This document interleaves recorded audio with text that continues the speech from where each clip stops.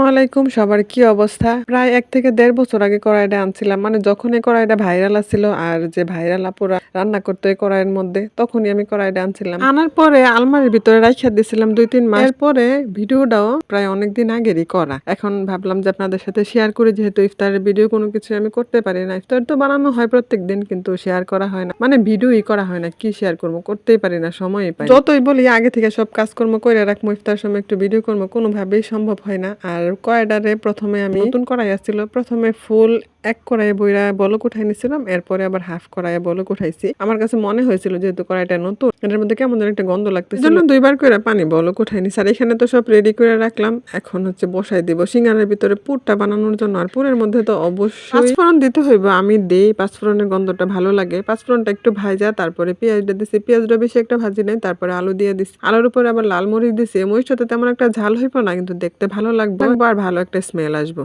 আলুগুলোর একটু ভাজার পরে আগে থেকে মসলা দিয়ে মাখায় রাখা চিকেনগুলো উপরে দিয়ে দিব। আমি কোনো মসলা দিব না এটাতে। আর যেহেতু চিকেনের মধ্যে অল্প অল্প সব মসলাই দিছিলাম, জন্য আলুর মধ্যে এক্সট্রা করে কোনো মসলা দেই নাই। চিকেনটা দেওয়ার পরে ভালো করে একটু ভাজা অল্প একটু পানি দিয়ে নিলাম। দেখলেনি তো, যেহেতু নতুন আলু ছিল, কিন্তু হয়তো বেশি সময় লাগে নাই। আর এই যে দেখেন পুরটা এমন হইব, সবগুলা আলু ভাঙি নাই, আবার সবগুলা আলু আস্তেও রাখি নাই। আস্তে রাখলে সবগুলো একদম ঝোরঝোরা হইব, আর সবগুলা ভাঙা ফেলে ভর্তা হয়ে যাবে। অবশ্য সিঙ্গারার ভিতরে পুরটা একদম ঝোরঝোরা থাকে না, আবার ভর্তাও থাকে না। যে পুরটা অনেক মজা হয়েছিল। আর চিকেন গুলো একটু হচ্ছে ভাঙা হয়ে গেছিল। চিকেন গুলো ভাঙা যাওয়াতে খাওয়ার সময় অনেক ভালো লাগতেছিল। এদিকে পুরটা হয়ে গেছে। পুরটা রাইখা আমি হচ্ছে সিঙ্গারা বানানোর জন্য বড় একটা রুটি বেলে নিচ্ছি। আর সিঙ্গারা বানানোর আগে প্যানের মধ্যে তেল বসাই দেওয়া যাবো। তেলটা গরম হতে থাকবো, ওইদিকে আমি সিঙ্গারা গুলা বানাইয়া তেলের মধ্যে ভাজা নিব। আর এগুলো হচ্ছে আমি মোবাইল থেকে দেখছি মিনি সিঙ্গারা কিভাবে বানায়। একটা রুটি দিয়ে ৬টা ৭টা ৮টাও বানানো। বানাইতে গিয়ে মনে হইতেছিল আমরা যে নরমালি সিঙ্গারা বানাই বড় বড় করে, একটা ওইগুলা বানাইলেই ভালো হইতো। এখানে একটা হইছে লুঙ্গি পরা, একটা হইছে প্যান্ট পরাই, যে এটা হইছে হিন্দুরা যে বিয়ের সময় পরে না, ধুতি নাকি কি জানে, এটার মতো হইছে। মানে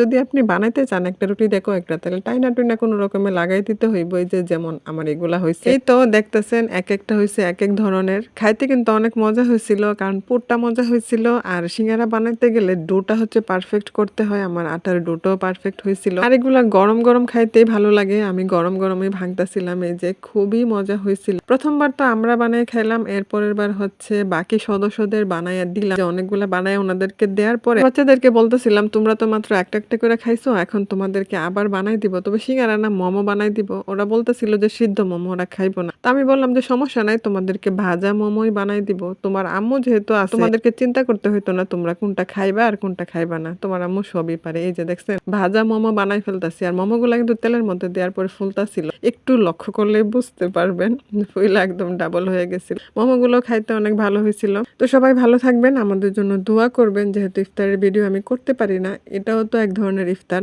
যদিও ইফতারে আমার এগুলা বানানো হইব না, বানাইতে গেলে অনেকটা সময় প্রয়োজন। এই ভাজা মোমোটা কিন্তু অনেক সুন্দর ভাজা হয়েছে। গরম গরম ভাঙতে গিয়ে হাতের মধ্যে গরম ভাপ লেগে গেছে। সময়ের জন্য আমি না বানাতে পারলে কি হয়েছে, আপনারা তো বানাতে পারবেন। এই জন্য এই ভিডিওটা শেয়ার করলাম। আর কি দিয়ে খাইতেছিলাম দেখছেন, এটা দিয়ে খাইতে কিন্তু অনেক মজা লাগতেছিল। আপনারাও খাওয়ার সময় এটা দিয়ে ট্রাই করবেন, আর ঝাল লাগলে এটা খাইবেন। সবাই ভালো থাকবেন, আমাদের জন্য দোয়া করবেন। আল্লাহ হাফেজ।